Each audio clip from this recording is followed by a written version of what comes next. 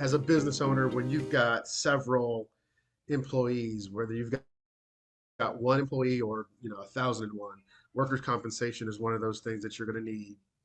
And it's a basically if someone gets hurt on the job, someone gets hurt as a part of what they're doing on a daily basis, your organization has a policy to take care of them. Um, Whatever the case may be, it's like it says on the slide here. It could be carpal tunnels, or if you've got a construction company and someone hurts themselves on a piece of equipment. That's what workers' compensation is for. If it's in the line of duty, as a part of your position, you are injured, workers' comp takes over. If you are at home, that is not a workers' comp.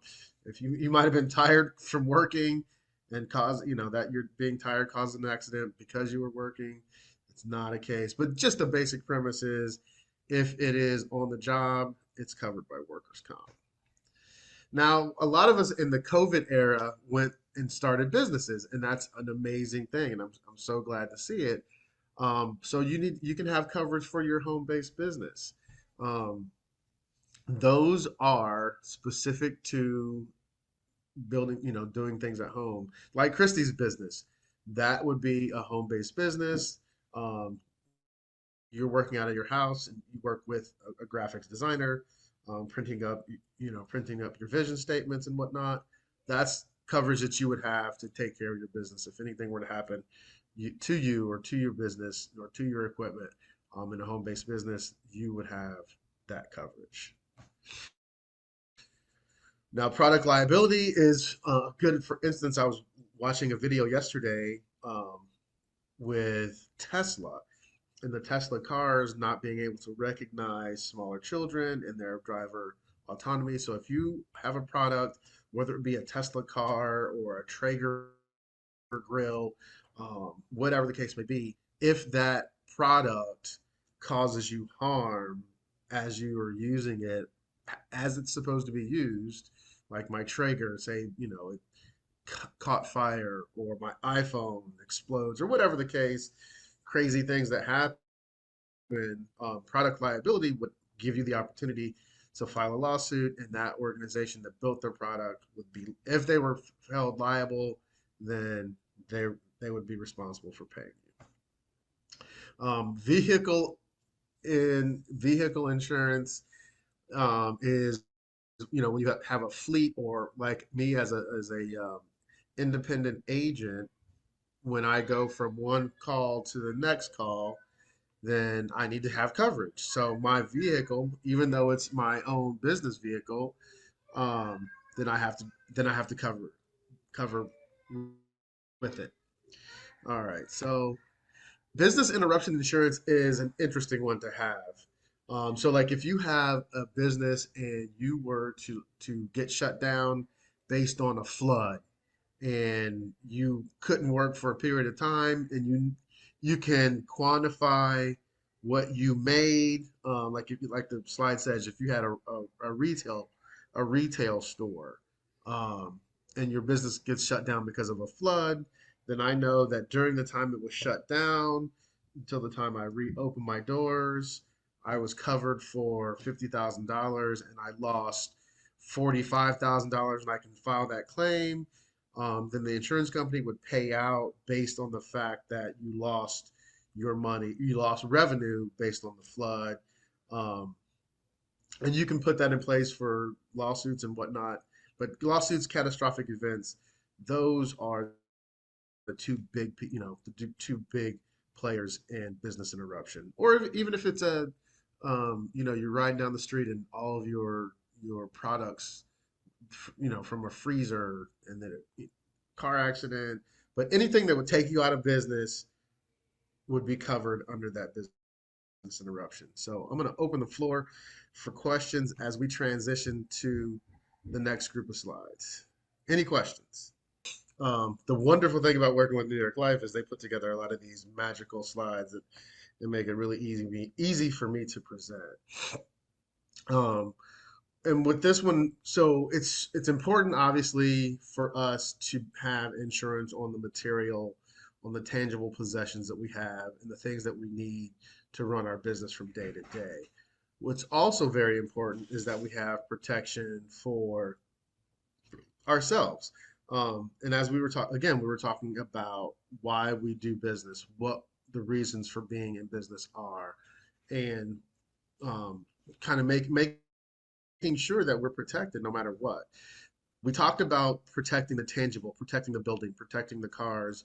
Now let's talk about protecting the business owner, because the number one asset that we really have is our ability to earn a living, our ability to inspire people, to make a difference, to make money, and to take care of our families. Because ultimately, I think for most of us, having a way to earn income to support our family is kind of the true bottom line for us and for us with insurance. So, common goals and strategies to consider as you plan for retirement and you plan for the rest of your life in business. Protecting for those that matter. We want to manage risk and manage taxes for a better lifestyle. Now, 39% of today's workers are less confident that they'll have enough as they retire.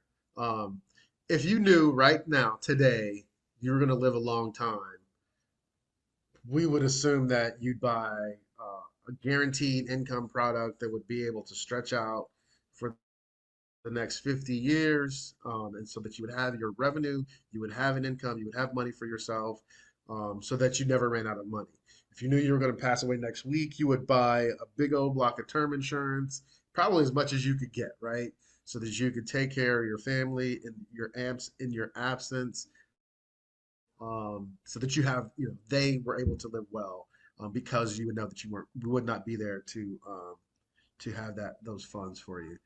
Um, and if you knew that an investment was going to turn out to be amazing and you were going to be here to reap the benefits, you would probably invest as much as you physically could into that investment. Obviously, we don't know what's going to happen. So we want to find out, and we want to find the right tool that's going to get us to our goals.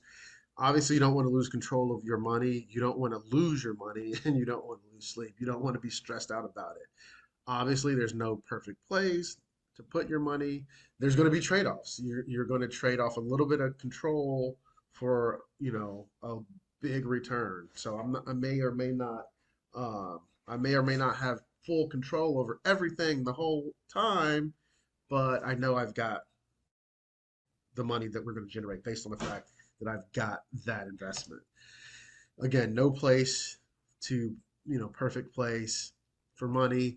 Um, and we're going to look at the risk mix, something that's stable versus aggressive versus moderate, and then there's a tax mix, pre-tax, after tax, in terms of retirement strategy. Excuse me. Obviously, we want to protect what we value. Um, so we want to have safe money that we can use, and then we're going to have legacy money that gets left for our family, money to help grow and support your lifestyle, and that's what our investments are there for. Now, when you're in retirement, in a retirement phase, you want to have more time for yourself. You want to have more time for your family, your hobbies, and traveling and whatnot. Um, what we have to consider are the challenges. We know that as we look around our political landscape in the United States, Social Security benefits, kind of have become smaller and smaller and smaller. Um, and in the United States anymore, with our life expectancy, people are living, 20, 30, 40 years. Like my dad, I think he's been retired for almost 25 years already. And the dude's still going strong. He retired in his early 50s. He's still fishing as much as he can and traveling. So, living 30 years as a retiree is becoming more and more normal. Approaching retirement age, and you may be slowing down, right? So as entrepreneurs, we would hope that we're kind of peaking as we retire, or peak and then plateau, but you never know. And then market volatility will add a layer of uncertainty. And I know you guys are like, well, what does this have to do with insurance? We're going to get to that in just a minute, but we kind of want to set up and understand that kind of how things work in our economy here in the United States. We did again, we counted on Social Security, pensions. That's not the way it is anymore. So we're going to have to make some pivots and find ways of creating and generating income through insurance. I'm going to skip ahead. Understanding um, how much money, how much retirement we're going to need, how much we're going to have. Do I need to have, money if something happens in between? And then for your personal savings, where should you put your money and taxes? Like, so there's all these things that we have to consider as we analyze our assets. Have you factored in the effects of taxes on your future retirement income? Because insurance provides a different type of growth. You don't have to worry about taxes. So we look at higher tax rates versus the tax brackets. And over the kind of the last 100 years in our country's existence, there's been big gaps in terms of the amount of taxes. And as you see, like in the 40s, folks paid a lot of taxes. And over the years, we haven't paid as many taxes, but the tax brackets don't fluctuate either. All right. Tax deferral is it the best strategy? I tend to believe it is. Again, decades ago, taxes were really high. In the new tax reality, excuse me, the tax leverage benefits of deferring income may not be as compelling. Lower tax rate and fewer tax brackets call for a smarter strategy. And that's what New York Life presents for you. So there's a couple different buckets, tax buckets. Income that is taxable, income that is tax deferred, and income is tax free. Now, if I don't tell you anything more, where would you guys want to put most of your money? We're going to bring that chat box open. As you look at these, folks, where would you want to put your money? In the taxable bucket, in the tax deferred bucket, or in the tax free bucket? You can either toss that in the chat or say it out loud. Tax tax free. Tax This free. Christy. Thank you, Christy. Yeah, tax free. Okay. We want to put we want to put as much of our we want to put thank you, Natasha. We want to put as much of our money in the tax free bucket as possible. That is 100% right. All right, let me slide this on to the next one. And so as we look and we think about what are the vehicles to do that, tax free distributions go through Roth 529, municipal bonds, and then cash value life insurance. Tax deferred are 401k, IRAs, annuity, and other deferred compensation plans. And so, what we have as entrepreneurs, we have the ability. So, as entrepreneurs, we are not getting the tax defer opportunity unless we had a job before we became entrepreneurs, which many of us did. But the question then becomes: is if did you use a 401k or an IRA? But um, as entrepreneurs, we can use Roth accounts. We can use 529 accounts. Those are for tuition. Bonds, you have to understand those. Cash value life insurance is truly a great way of having a tax-free distribution of your money later on in life. So as we grow, as we protect ourselves, as we protect our assets, cash value life insurance is the best way to get a tax-free distribution on the money that we've got. Now, there are certainly ways to minimize the effects of taxes will have on your retirement income. Ideally, you would like to create a retirement plan that includes three key attributes: the contributions that are tax deductible, accumulations that are tax deferred, and distributions that are tax free. Now, let's talk about these contributions that are tax deductible. And all that means is that as entrepreneurs, we generate revenue, and then we make payments. So as entrepreneurs, say we can participate. with insurance programs, we that are can be tax deductible. So if you're running insurance programs through your business, they can be tax deductible. When you are growing your fund, so again as a 1099, as a entrepreneur, when we're generating income, we're contributing that some of that income to a insurance program. It can either be tax deferred or, again, the distributions being tax free. And that's where we want. We want those distributions tax free. Now, let's look at tax deductible contributions. So again, we're going like a 401k. You can that reduces your taxable income if you are an employee. As an entrepreneur, if you were to contribute to these tax deferred programs, as it accumulates, it gets deferred and you don't pay taxes on it until later. And then we look at the tax free bracket, again, Roth IRA, muni bonds, and cash value life insurance. And so what ends up happening, so the IRA looks at cash value life insurance as, when you look at the distributions, they look at that as a return of unused premium. In essence, the IRA says money that you take out of a life insurance program is basically the same as money that you put in, and based on the IRA, or excuse me, the IRS standards, that money is not going to be taxed again. Hopefully that made sense. In addition to protecting your family, whole life insurance can be paid for with after tax dollars. So you've already paid taxes on this money. I'm going to pay a premium. The IRS says we're not touching it. Generates cash value that accumulates on a tax deferred basis, allows you to access policy values before or during retirement on a tax free basis, provides a death benefit for your beneficiaries that is generally tax free, unlike other investments. Again, this is where we're getting into, we kind of set it up so you understand kind of some of the tax implications, as well as getting money for your business, for your family, for yourself, that is tax free. We're going to skip this part. And I can send you, if you guys need any of this information, I can send it later.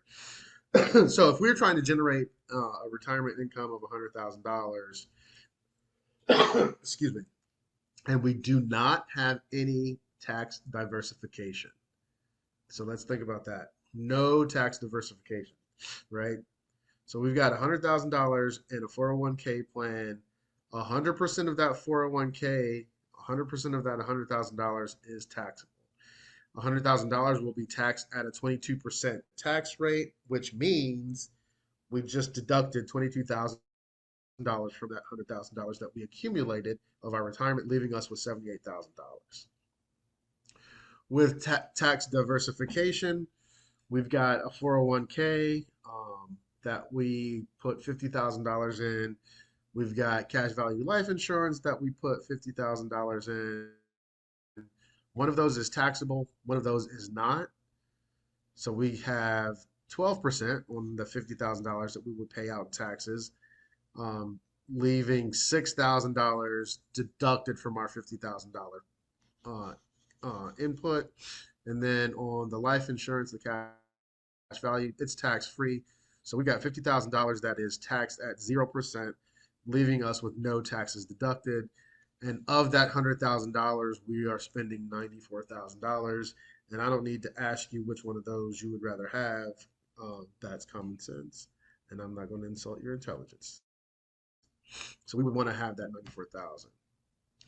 Again, guaranteed death benefit, premium guaranteed never to increase, guaranteed growth on your cash value, additional growth through dividends, tax deferred cash value growth. It's protected from creditors. Let's go there. As business owners, we have loans that are outstanding. We have equipment that we need to buy. We have day-to-day operations. So if we were to pass away as a business owner, we still have outstanding debt. That is not something that creditors can touch. Your life insurance cannot be touched by any outside creditor, collection agency, child support, whatever. Life insurance can't be touched. Tax-free access to cash. So as you accumulate cash value in your life insurance policy and it grows because mutual companies pay dividends back into your account, as you are a business owner and as that account grows, and however long you have, when you get $50,000 of cash value and you need to borrow $10,000 or the whole 50,000, whatever the case may be, you have the ability to borrow that money without taxes or anything, any other additional expenditures. Basically, your money is your money. It's going to grow inside of these policies, and you have access to it whenever you need it. New York Life collects awards. So every financial rating organization in the country gives New York Life its best rating. So AM Best, Fitch, Moody's, Standard and Poor, they all kind of come up with different ways to say the same thing. And the essence of what they've said about New York Life is that New York Life is their tier one organization. Do your loved ones need life insurance protection? Absolutely. The question becomes is what are you doing to address that? Or address your needs and your family's needs for income protection. Person to person help to craft and execute your unique strategy. We help you think about your goals. We help you prioritize your goals. We will develop a strategy, take action, and then we update annually what's going on with your accounts. Um, this account is growing. This account, this term policy is going to run out, or whatever the case may be. Whatever we come together as a team, your financial team, in preparing and executing a strategy, those things will be shared with you and reviewed with you annually when working with us. And then kind of finding out what your objectives are. That's one of the things that as business owners we have to be evaluating and reviewing on an annual basis, if not, biannually, but understanding where you are as you try to approach your goals, understanding how the tools are working to get there. I am here to help. I can help you with your business insurance. I can help you with your personal insurance, understanding the options that are available to you. We work together to keep everything on target, keep your objectives on track so that we're not missing anything, we're not missing any milestones. And so that's it for my presentation.